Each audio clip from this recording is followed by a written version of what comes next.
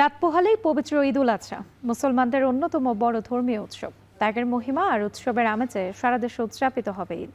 রাজধানীতে জাতীয় ঈদগাহ ময়দানে ঈদের প্রধান জামাত হবে সকাল 7:30টায়। এতে নামাজ আদায় করবেন রাষ্ট্রপতি মোহাম্মদ শাহাবুদ্দিন ও প্রধানমন্ত্রী তারেক রহমান।